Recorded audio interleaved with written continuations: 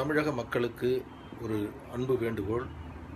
மதுவுக்கு எதிராக போராட்டம் நடத்தி வரும் மக்களின் கவனத்திற்கு, நேற்று சென்னை உயர்நீதிமன்றம் மதுக்கடைகள் மாற்றி அமைப்பது தொடர்பாக ஒரு முக்கியத்துவம் வாய்ந்த தீர்ப்பை வழங்கியிருக்கிறது.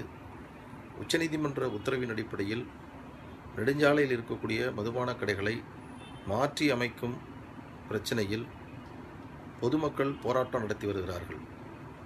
இது தொடர்பாக சென்னை உயர்நீதிமன்றம் வழங்கியிருக்கக்கூடிய தீர்ப்பில், கிராம சபை கூட்டத்தில் தங்கள் பகுதியில் மதுக்கடை வேண்டாம் என்று தீர்மானம் நிறைவேற்றினால் அந்த ஊராட்சிகளில் மதுக்கடைகளை திறக்க வேண்டாம் என்று, திறக்கக்கூடாது என்று சென்னை உயர்நீதிமன்றம் உத்தரவிட்டிருக்கிறது.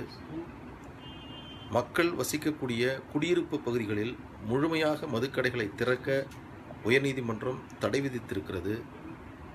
மதுவிற்கு எதிராக போராட்டம் நடத்தக்கூடிய மக்கள் பொதுமக்களுக்கு இடையூறு இல்லாமல், பொது சொத்துகளுக்கு சேதமில்லாமல் போராட்டம் நடத்தக்கூடிய மக்களை காவல்துறையினர் கைது செய்யக்கூடாது என்றும் தடை உத்தரவு வழங்கியிருக்கிறது.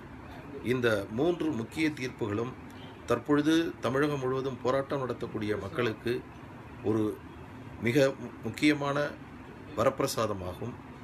இதை பயன்படுத்தி கொண்டு தங்கள் பகுதியில் வரக்கூடிய மதுக்கடைகளை முழுமையாக அகற்றுவதற்கு ஒரு நல்ல வாய்ப்பு ஏற்பட்டிருக்கிறது. பொதுமக்கள் மதுக்கடைகளுக்கு எதிராக அமைதி வழியில் பொதுமக்களுக்கு தொந்தரவு இல்லாமல் நீங்கள் போராட்டம் நடத்தினால் உங்களை கைது செய்யக்கூடாது என்பதை நீதிமன்றம் உறுதி செய்திருக்கிறது. குடியிருப்பு பகுதிகளில் கடை வைப்பதற்கு தடை விதிக்கப்பட்டிருக்கிறது. கிராம சபா கூட்டத்தில் தீர்மானம் நிறைவேற்றிய ஊராட்சிகளில் கடை திறப்பதற்கும் தடை விதிக்கப்பட்டிருக்கிறது. இந்த வாய்ப்பை பயன்படுத்தி கொண்டு பொதுமக்கள் உங்கள் பகுதியில் வரக்கூடிய மதுக்கடைகளை தடுத்து நிறுத்திட போராட வேண்டுமாய் கேட்டுக்கொள்கிறேன்.